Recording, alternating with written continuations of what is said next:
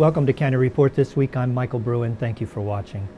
County Executive Marc Elrich and Councilmember Nancy Navarro, who recently completed her year as Council President, signed into law the Racial Equity and Social Justice Act. The act, which was recently approved by the County Council, aims to establish a formal process to address racial equity and social justice issues in Montgomery County. We're not done until the work that's embodied in this legislation is passed down and activated by every department in the county, and that these conversations become normal. And that's what we want to do, is normalize the ability to talk about race and to talk about equity. And that will make us relatively unique in America. I had the opportunity to run for the county council and expanded my portfolio of policy from education to so many other issues, so housing, healthcare, economic attainment, all of those issues, access to transportation, all of those issues began again to manifest a pattern of disparities, persistent disparities that to this day continue.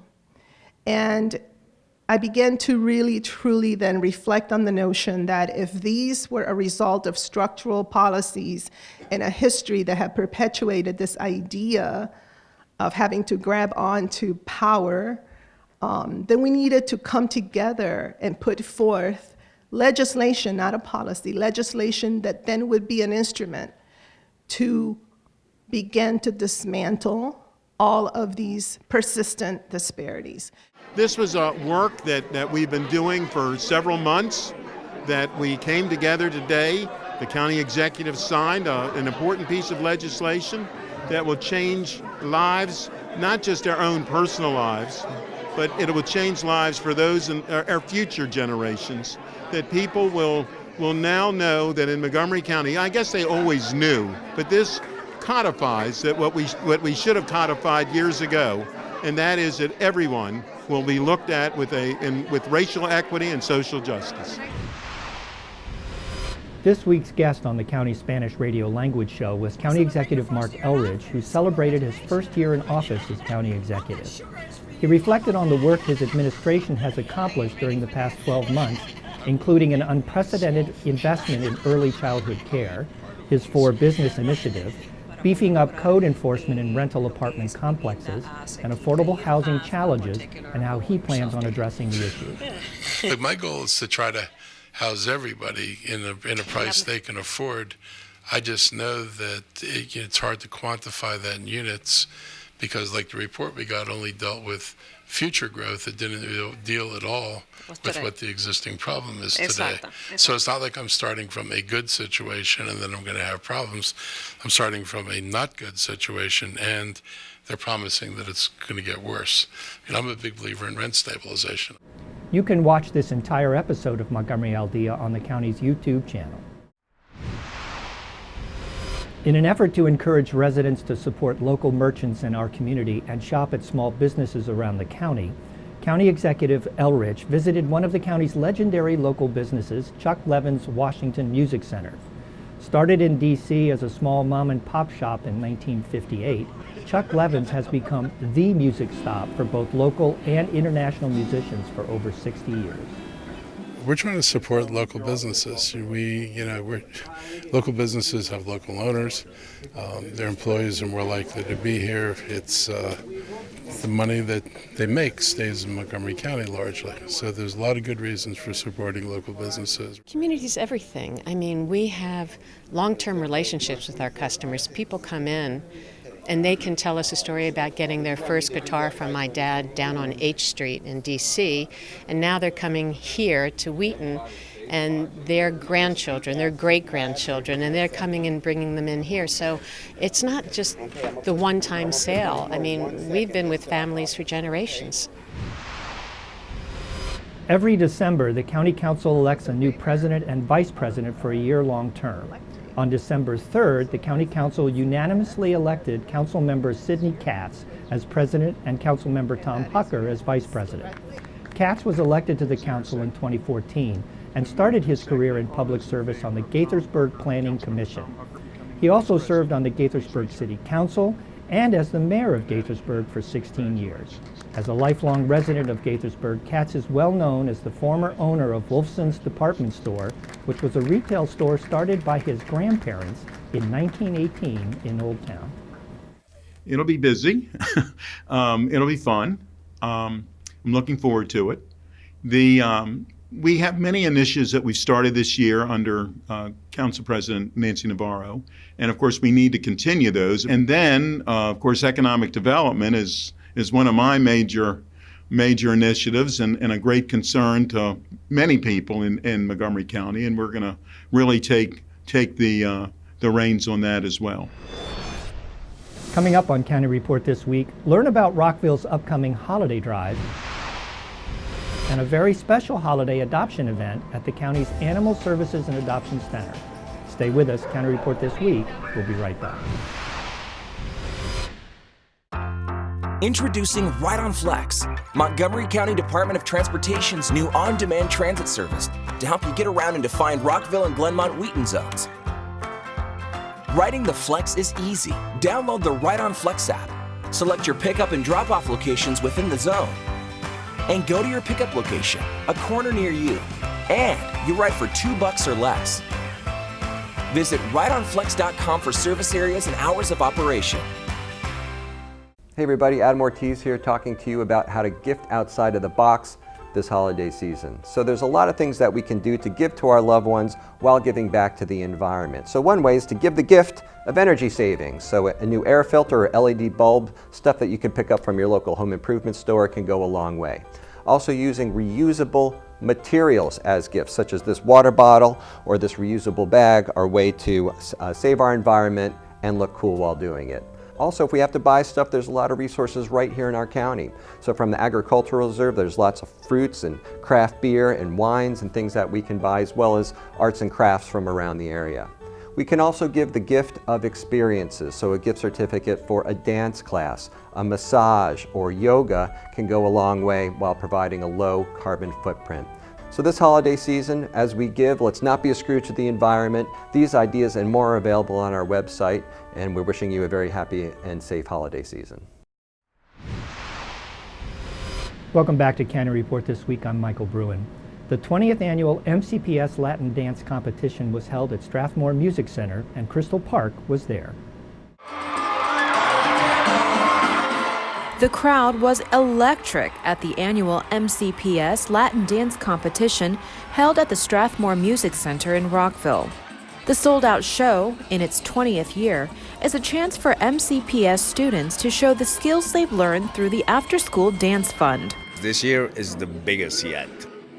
We have 15 high schools competing. It's a total of 300 students. All of them are winners because they get to perform on this beautiful stage in front of a full house. We focus on the 4 main Latin dance genres: the cha-cha, the merengue, the bachata, and the salsa. The Latin Dance Competition began in 1999 and has expanded its services through the After School Dance Fund. This event is a very grassroots event. The tickets are distributed equally to all the high schools that are competing that year. They get a percentage of the proceeds as a fundraiser so that they can buy those beautiful dresses they're going to be dancing with today. Before the competition, Councilmember Gabe Albornoz, a first-generation Latin American, received the Public Service Award for his years of service to the community. My parents always instilled in me the importance of not forgetting where I came from and really embracing and celebrating my culture and community. And I think we have a role to play doing that through our school system as well, acknowledging our differences, celebrating those differences, but also acknowledging the rich culture that our youth bring with them. I think what he really stands for is community, and that for me is very appreciative. I think it's a good role model for Latino youth to know that we have a representative at that level. He's our one and only child, and we cannot be more proud. We really can't. In Rockville, I'm Crystal Park. The MCPS Athletics Unit partnered with the Minority Scholars Program with support from the Equity Initiatives Unit to deliver a day of student-led equity engagement for athletics program leaders. So today we take the next step in really hearing from our students. Athletic directors from throughout MCPS came together for an opportunity to hear the student voice with respect to equity engagement. The workshop was led entirely by students from the Minority Scholars Program. It really focuses us to look at the institutional practices that we have and some of our mindsets and really think, how are we impacting students in our overall program? Hearing from the students themselves and seeing what they need and what's lacking and also what's being done well can only make us a stronger program. Here it's a safe space, it's an opportunity to share what we experience and what our peers have experienced as well. The gap, which represents the lack of opportunities, the loss of opportunity that students face. The student-led activities challenged the athletic program leaders to review sports-related policies and scenarios from a student's perspective. We can make rules, regulations, we can put trainings into place, but to know really how the student feels and also is benefiting from new initiatives we're putting into schools is priceless. What they learn in sports, the teamwork, the respect, the communication, the never give up attitude plays huge dividends in our society. So to continue to build our programs up is a really important piece. Kind of sense of belonging. One of the amazing parts of this experience is that suddenly you're flipping the dynamic. Part of what's empowering about this experience is that we get a chance to get our voices heard. Hearing from students really takes the theoretical part of the work and makes it real. I'm experiencing this. This has been my story, and I want you to hear it. And once we hear it as adults, then we have to respond to it. Rockville continues to help its community in need. Rockville 11's Craig Buchanan fills you in on how you can help. A special thank you goes out to the Rockville community for helping Rockville's Holiday Drive improve the Thanksgiving meals of almost 600 Rockville families this year.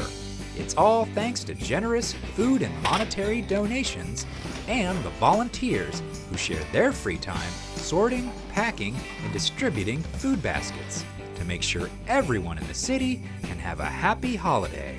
But as we approach the December holidays, the Holiday Drive still needs your help. Over the last few years, the city of Rockville has really set a goal to get more donations and to get more unwrapped toys in order to really make for a more joyful season for some of our neighbors. Go to rockvillemd.gov/holiday drive for some ideas for what you can do to help your neighbors during the holidays. That includes donating monetary funds, donating toys, gift cards. I just want to be able to work together and come together as a community in order to be able to make the holidays that much more special for some of our neighbors. Every donation, every dollar, every toy is a huge benefit to our community, goes directly to help our families and to make the holidays more enjoyable for seniors living alone, adults without children, and ultimately for some of the children in our community who otherwise wouldn't enjoy the holiday season. For County Report This Week, I'm Craig Buchanan. The Montgomery County Animal Services and Adoption Center is hosting their 4th annual Holiday SOS Adoption event starting on Thursday, December 12th. Thanks to the generosity of nonprofit partner Montgomery County Partners for Animals Well-Being, or PAW, all adoption fees will be waived for all animals from December 12th until December 15th. So don't miss this opportunity. To learn more about the adoption process and requirements and to view available animals, visit their website at montgomerycountymd.gov/ASD. With that, we close this edition of County Report This Week. Remember, you can find out more information about Montgomery County at montgomerycountymd.gov or follow us on Twitter and Facebook. Join us again at this time every week for a look at what's going on inside Montgomery County. We leave you with images from the holiday tree lighting in Rockville Town Square. I'm Michael Bruin. Thank you for watching.